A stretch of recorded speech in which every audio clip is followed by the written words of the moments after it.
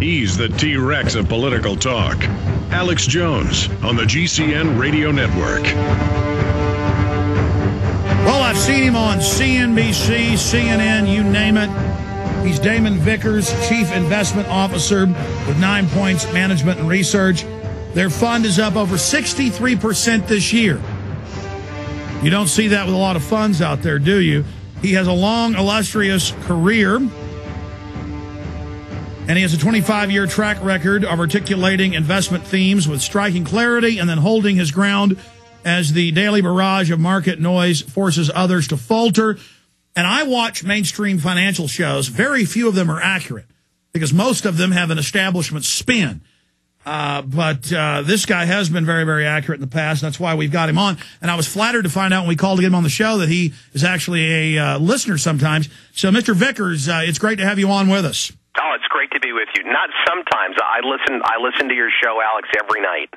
And I do appreciate the praise of saying that we're up 63% this year. We're actually having a really good year this year, I believe, and we're long gold and oil. But we were actually up 63% last year in 2008. Maybe that's even better, but we had a really great year in 2008. So, if I got that wrong, how are you doing this year then? We're doing okay. I mean, we've had some ups and downs. We're doing really good today. I don't know if anybody's noticed, but oil is up close to $3 a barrel, which is a reflection of the dollar situation, which I know we'll be talking about, and gold. Gold is making new highs, and we're long gold. So we're really happy with what we're seeing this year, and I think we'll continue to do good for the balance of the year. And we like our positions very much. I want to go through a whole host of issues with you today, sir, in the 50 minutes we have, and you're gracious to give us that much time in your busy schedule. But first, tell the listeners who may not know who you are a little bit about yourself. You have a long bio, what's most important. Then let's recap and expand what you talked about last week on CNBC about global government, world government, end of the dollar, gold only going up, and what you see happening in the near term, midterm, and long term. Break it down for us. Yeah, we'll have a chance to do all that. I mean, I've been running money for about 25 years.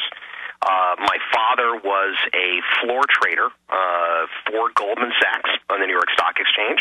My grandfather worked for Kidder Peabody and best friends with Bill Donaldson, who ran the SEC and is currently on, I believe, Barack Obama's think tank at this point. My great-grandmother, Catherine Angel, founded the Culinary Institute of America, also known as the CIA, ironically enough. And her husband was president of Yale University for a number of decades. And I saw a lot of people when I was a kid. I saw a lot of people come in and out of the house.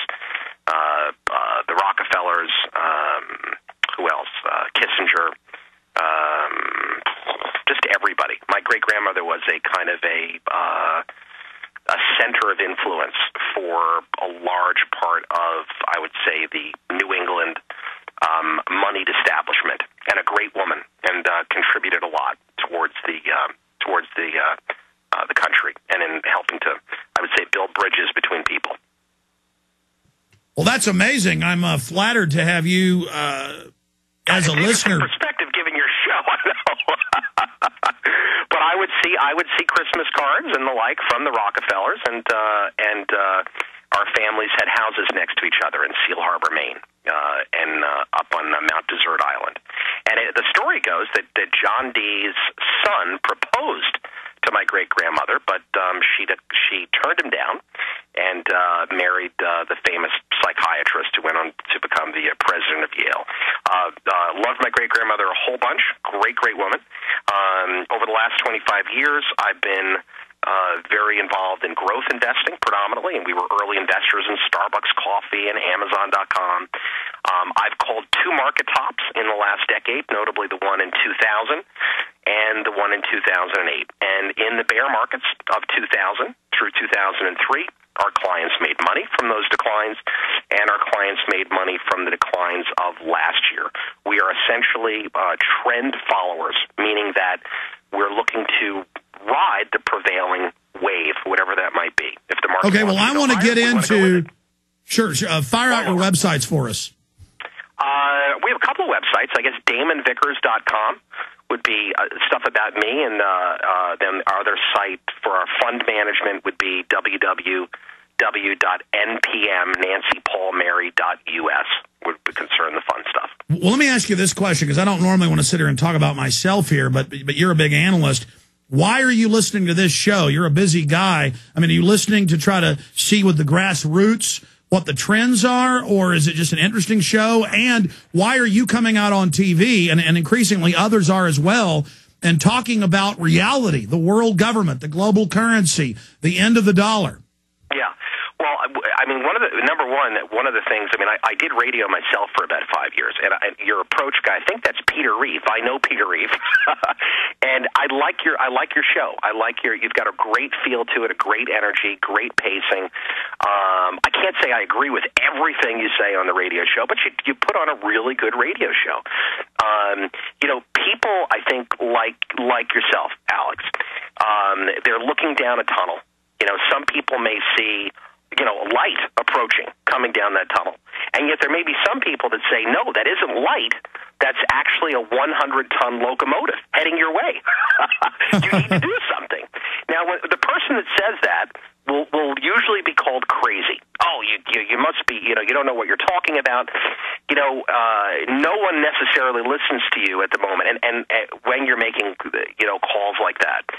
But the evidence cannot be ignored. There is kind of a momentum. There is a trend in terms of global developments, and there is a trend in terms of where things are moving towards.